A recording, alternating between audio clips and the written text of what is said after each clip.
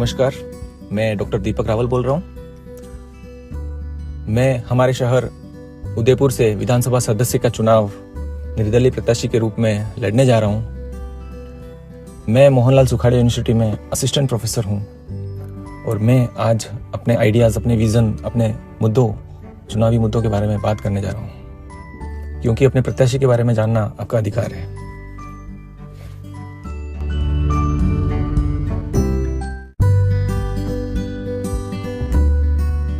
जब भी कोई व्यक्ति राजनीति में आता है तो लोगों का सबसे पहला सवाल यही होता है कि आप राजनीति में क्यों आए हो।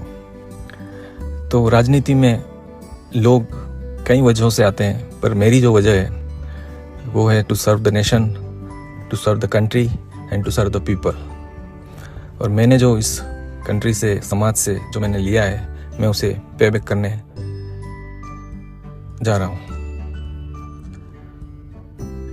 और भी वजह है राजनीति में आने की। मुझे ऐसा लगा कि कहीं ना कहीं लोगों की प्रॉब्लम्स हैं वो सोल्व नहीं हो रही हैं, जो भी जनप्रतिनिधि हैं उनके द्वारा।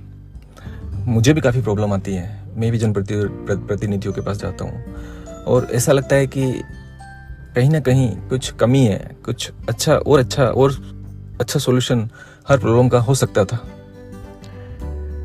इसीलिए मैंने सोचा कि क्यों ना अभी जनप्रतिनिधियों को दोष देने के बजाय खुद ही इस राजनीति में आया जाए और इस सिस्टम को सुधारने की थोड़ी सी अपनी भागीदारी दी जाए।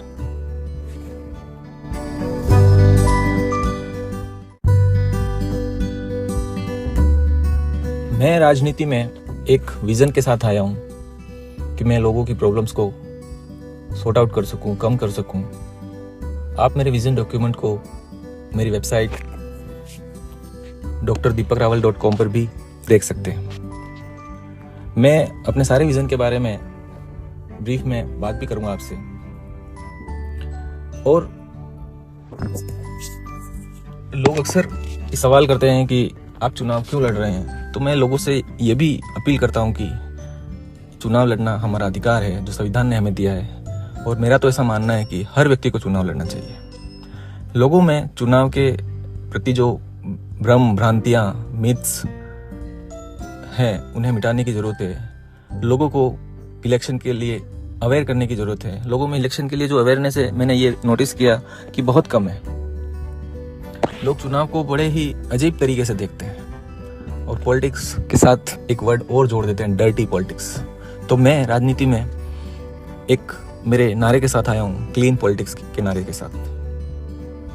और लोगों में जो डर्टी पॉलिटिक्स की धारणा कुछ गलत जनप्रतिनिधियों के कारण है, उसे मिटाना भी कहीं ना कहीं मेरा मकसद है।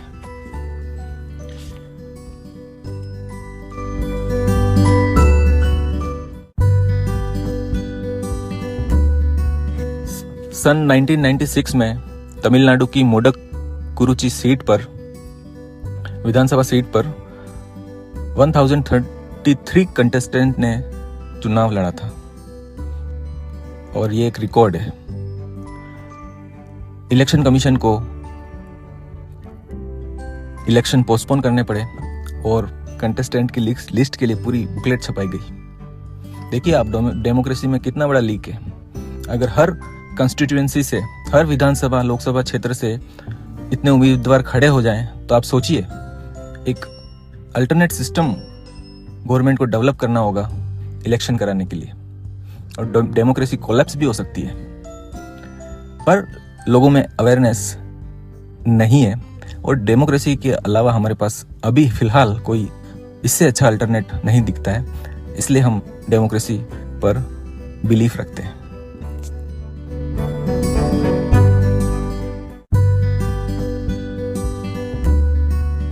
कोई भी व्यक्ति किन्हीं भी दो विधानसभा क्षेत्रों या लोकसभा क्षेत्रों से चुनाव लड़ सकता है। और सरकारी कर्मचारी इसलिए चुनाव नहीं लड़ सकते क्योंकि उन्हें ऑफिस ऑफ प्रॉफिट में रखा गया है, पोस्ट ऑफ प्रॉफिट में रखा गया है। लेकिन इसमें जो ऑटोनोमस बॉडीज हैं, जैसे कि यूनिवर्सिटीज, एम्स, IITs, इनके प्रोफेसर्स को इसमें एग्जम्पशन दिया गया है और वो विदाउट रिजाइन इलेक्शन फाइट कर सकते हैं।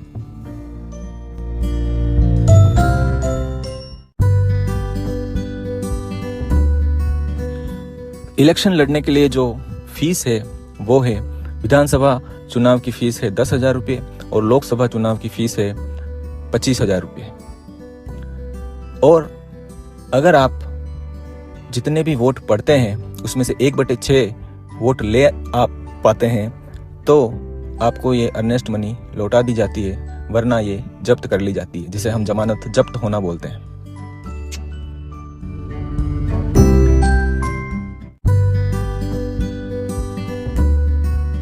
किसी भी पॉलिटिकल पार्टी या इंडिपेंडेंट कैंडिडेट द्वारा विधानसभा चुनाव में 40 लाख तक की खर्च सीमा है और लोकसभा चुनाव में 95 लाख तक की खर्च सीमा है।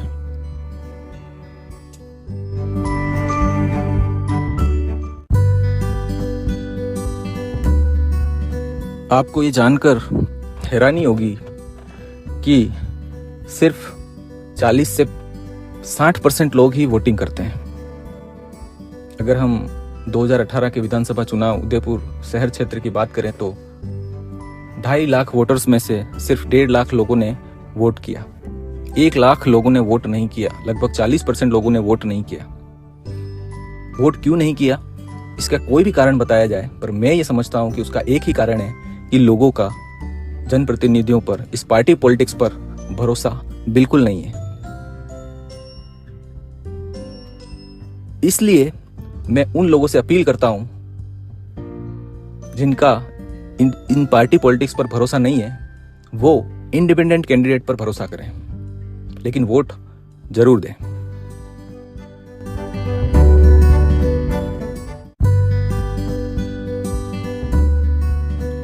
अब मैं आपसे मेरे विजन के बारे में बात करूंगा। मैंने जो मेरा विजन रखा है इस चुनाव में, वो रखा है कि अब नीतियां नहीं, कानून बनाने का समय आ गया है।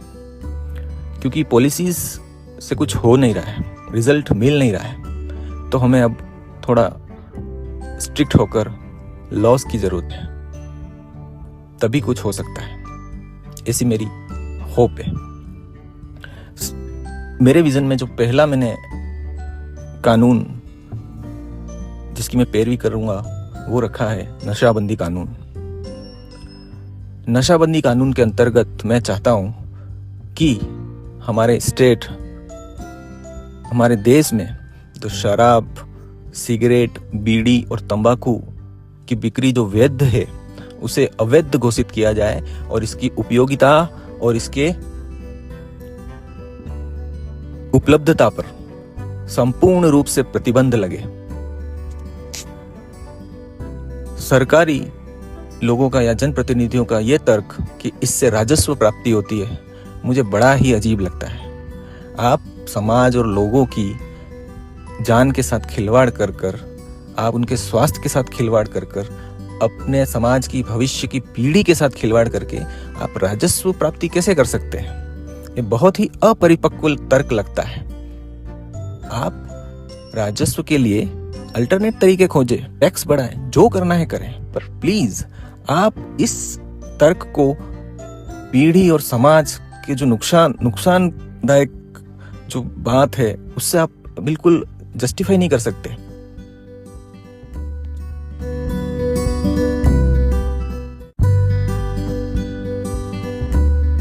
इस कानून से समाज में अपराध में तो कमी आएगी।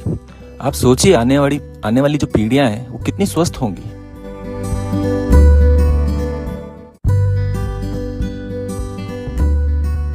दूसरा जो मेरा विजन है वो है आत्मनिर्भरता कानून।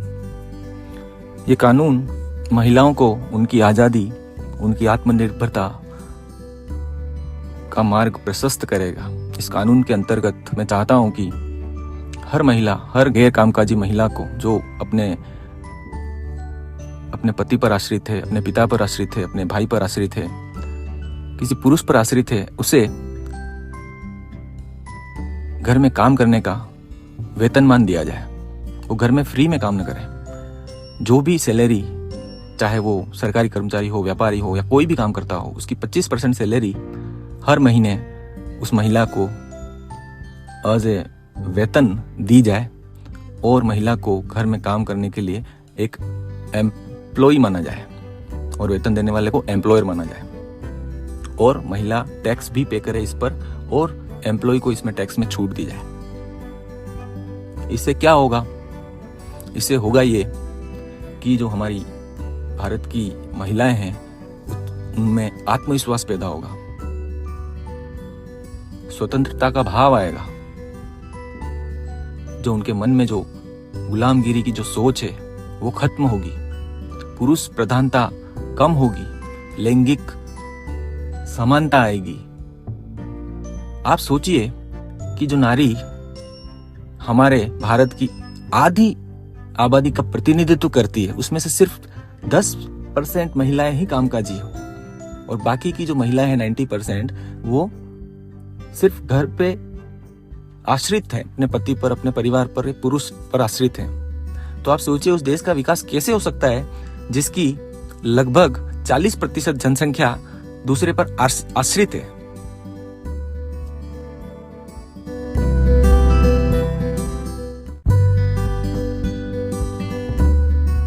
मेरा अगला जो विजन है वो है आर्थिक शिक्षा कानून। इस कानून के द्वारा मैं चाहता हूं कि हर स्कूल, हर कॉलेज, हर यूनिवर्सिटी, हर शैक्षणिक संस्था में फाइनेंशियल एजुकेशन हर स्टूडेंट को दी जाए। जैसे कि हम जो बेसिक सब्जेक्ट पढ़ते हैं, इंग्लिश, हिंदी, साइंस, मैथ्स, उसके साथ कंपलसरी रूप से फाइनेंशियल एजुकेशन भी पढ़ाई जाए, ताकि ये बेरोजगारी की जो समस्या है, ये जो फाइनेंशियल इलिटरेसी की जो समस्या है वो दूर हो सके। फाइनेंशियल एजुकेशन का फायदा ये है कि हर व्यक्ति में फाइनेंशियल फ्रीडम का भाव पैदा करना, पैसों के लिए जो गलत मानसिकता है उसे दूर करना, और पैसा कमाने के लिए उसके पास पर्याप्त नॉलेज हो, जैसा कि कुछ लोगों में होता है, उसे पैदा करना। आज अमीर और गरीब के बीच की जो खाई है वो बढ़ती जा रही है। गरीब गरीब दिख रहा है और अमीर अमीर दिख रहा है। आप देखकर ही पहचान लेते हैं कि ये गरीब है और ये अमीर है, और गरीब को ये समझा जाता है कि इसने कुछ गलत काम किया होगा, ये बहुत बुरा आदमी होगा इसलिए गरीब है, और सिर्फ मनी की वैल्यू है। बाकी का क्या? बाकी वैल्यूज का क्या? हमारी सोशल वैल्यूज, हमारी कल्चरल वैल्यूज, हमारी हेल्थ वैल्यूज, हमारी फैमिली वैल्यूज, क्या सिर्फ मनी ही वैल्यू है?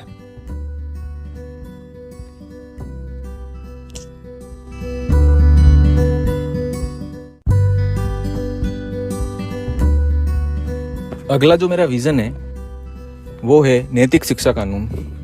इस कानून के द्वारा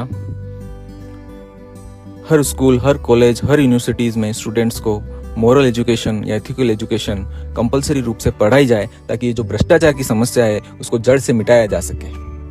अगर आप बच्चों में मोरली बचपन से ही ऐसा भाव पैदा करते हैं कि भ्रष्टाचार इज प्रोहिबिटेड, तो इसकी बहुत ज्यादा संभावना है कि वो बड़ा होकर, चाहे वो किसी भी पद पर रहे, जनप्रतिनिधि बने या सरकारी सेवा में जाए, वो भ्रष्टाचार नहीं करेगा। इसके साथ साथ एथिकल एजुकेशंस में उनको बहादुरी की कहानियां पढ़ाई जाए, समानता की कहानियां पढ़ाई जाए, जो धर्म, जातिगत भेदभाव को दूर करे, इस तरह की शिक्षा दी जाए, ताकि बच्चे में देशभक्ति का भाव ऐसा पैदा हो कि वो एक अच्छी सोच के साथ अपना भविष्य बनाए। इस कानून का यही मकसद है।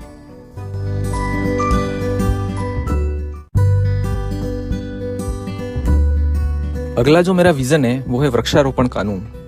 इस कानून के तहत मैं चाहता हूं कि हर नागरिक को कंपलसरी रूप से पेड़ लगाने के लिए बाध्य किया जाए, और उसके लिए जमीन सरकार उपलब्ध कराए और पौधे नर्सरी या वन विभाग से उपलब्ध कराए जाए। पौधे अगर आर्थिक और औषधीय महत्व के हों तो उससे आर्थिक फायदा और स्वास्थ्य लाभ भी होगा। और हर पौधे के बड़े होने पर सिर्फ उगाना नहीं है, लगाना नहीं है, उसके बड़े होने तक उनकी देखभाल करने की जिम्मेदारी भी उस नागरिक की रहेगी। और हर पौधे के बड़े होने पर एक इंसेंटिव के तौर पर एक इनाम की राशि हर नागरिक को दी जाए, जिससे पर्यावरण के प्रति लोगों में जो जागरूकता बढ़ेगी और इस प्रदूषण की समस्या का भी समाधान होगा।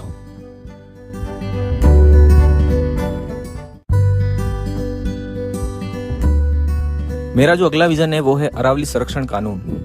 इस कानून के तहत मैं चाहता हूं कि हमारी अरावली की जो पहाड़ियां, जो विश्व की सबसे प्राचीनतम पहाड़ियां हैं, उनमें जो खनन, बिक्री, खरीद, इस पर संपूर्ण रूप से रोक लगे। आप इस स्वर्ग सी धरती पर जहां भी जाते हैं वहां आपको ये खुदी हुई पहाड़ियां, खुदी हुई मगरियां दिखती हैं जो बहुत ही गंदी लगती हैं।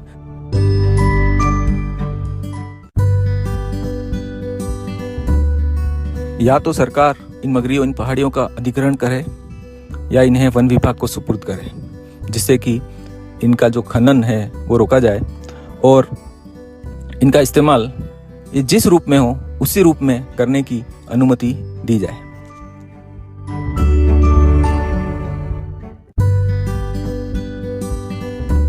मेरा जो अगला विजन है वो है स्थानांतरण नियंत्रण कानून। ये सरकारी कर्मचारियों से संबंधित है और हर सरकारी कर्मचारी इस तबादला जो नीति है उससे परेशान है। हम सभी जानते हैं कि ट्रांसफर्स में कितना भ्रष्टाचार होता है, ये सभी को पता है। हर कर्मचारी ये इस बात को जानता है। तो स्वायत्त शासी जो संस्थाएं होती है, यूनिवर्सिटीज, जो ऑटोनोमस बॉडीज होती हैं, यूनिवर्सिटीज हैं, एम्स है, आईआईटीज है, इनमें ट्रांसफर्स नहीं होते हैं। तो इसी तरह से सरकारी कर्मचारियों का भी उनकी इच्छा के विरुद्ध ट्रांसफर पर संपूर्ण रोक लगे और जनप्रतिनिधियों के ट्रांसफर में दखल पर भी संपूर्ण रूप से प्रतिबंध लगाया जाए, ताकि भ्रष्टाचार भी कम हो और सरकारी कर्मचारी भी भ्रष्टाचार से दूर रह सके और अच्छे से काम कर सके।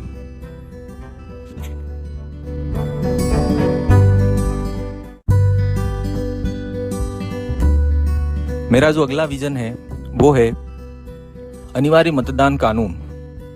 इस कानून के द्वारा हर नागरिक को वोट देना अनिवार्य किया जाए। यह कुछ कंट्रीज में लागू भी है, लेकिन राजनीतिक पार्टियां अपने फायदे के कारण इस कानून को लागू करने के लिए हिचकिचाती हैं और चुनाव की कोई अल्टरनेट व्यवस्था सुनिश्चित की जाए ताकि हर नागरिक वोट दे सके और उसके लिए थोड़ी लंबी अवधि का समय दिया जाए। इससे क्या होगा? इससे होगा ये कि सभी की सरकार में सहभागिता बढ़ेगी, सभी लोग अपनी जिम्मेदारी को समझेंगे और एक अच्छी और चुनी हुई सरकार, सिर्फ 60% लोगों, वोटर्स द्वारा चुनी हुई सरकार नहीं, 100% लोगों द्वारा चुनी हुई सरकार अस्तित्व में आएगी और कुछ अच्छा काम करेगी।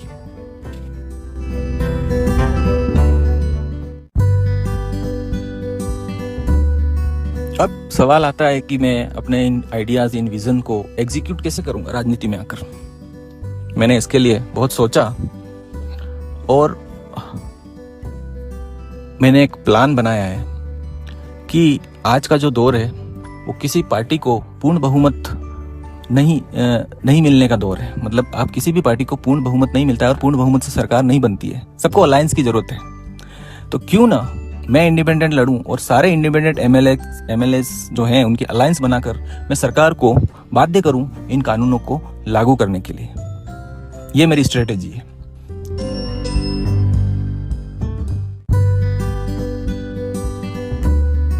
और अंत में मैं लोगों से अपील करना चाहता हूं कि आप किसी धर्म, जाति, संस्था, संगठन इनके आधार पर वोट न करें। ये आपके निजी मुद्दे हैं। चुनाव में इनका इस्तेमाल डर्टी पॉलिटिक्स है।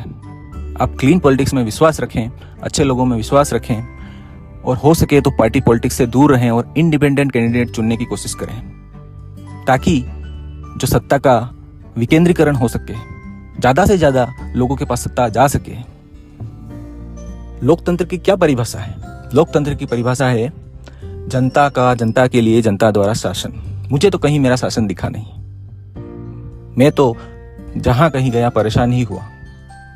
हाँ, काम हुआ कहीं नहीं हुआ, लेकिन मुझे मेरा शासन कहीं नहीं दिखा। जब डेमोक्रेसी लोकतंत्र में जनता का शासन है तो शासन कुछ लोगों तक लिमिटेड क्यों है? शासन में सबकी भागीदारिता सुनिश्चित होनी चाहिए। तो मैं चाहता हूं कि हर नागरिक का शासन हो।